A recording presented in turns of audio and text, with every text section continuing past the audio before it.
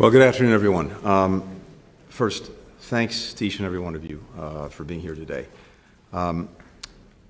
We have a remarkable roundtable of people with us, starting, first of all, with our friend and colleague from Ukraine, the Minister of Strategic Industries, Alexander Kemshin. Thank you, Mr. Minister, for being here.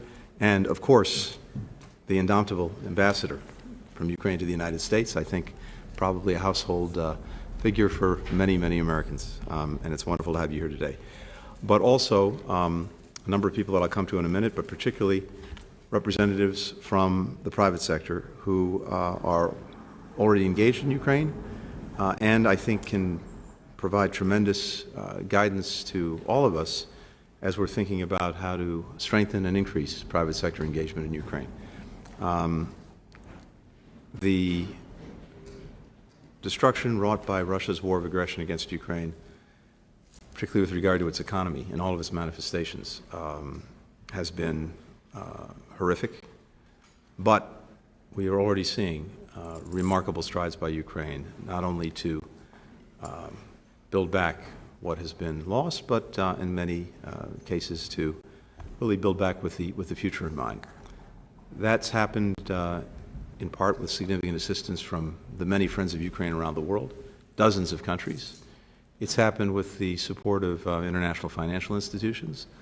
But ultimately, the way it's really going to happen and the way it's going to be sustained is through the engagement of the private sector and investment flowing to a place that has so many extraordinary things to offer, starting with its remarkable human resources.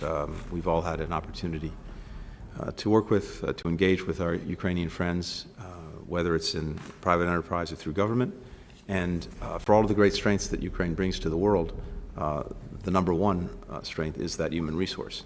So I think the future has extraordinary potential, but it's also important that we understand not only what that potential is, but what some of the barriers might be to fully reaching it. And all of us are eager to hear about that.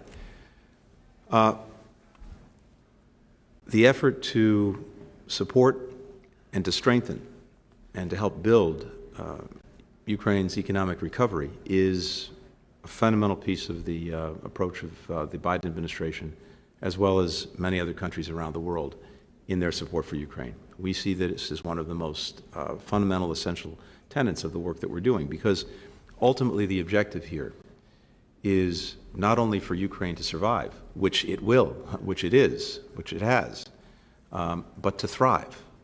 And the difference between surviving and thriving is the difference between a Ukraine that has, for the future, a strong, capable military that can deter aggression and, as necessary, defend against it and defeat it far into the future, but as important, a strong and thriving economy, one that creates opportunities for Ukrainians, but also, I believe, opportunities for people throughout Europe and around the world, including the United States. So that's what we want to drive at. And as evidence of the importance that we attach to this, the President just a week or so ago appointed our special representative for Ukraine's economic recovery, Penny Pritzker, who is with us today and I think is known to virtually everyone around this table and well beyond, as among many other things, our former Secretary of Commerce. I can think of no one better to lead this effort in the United States, to lead this effort internationally than Penny. So Penny, let me turn it over to you, say a few words, and then we'll get going. First of all, thank you, Secretary Blinken and Minister Kemshin.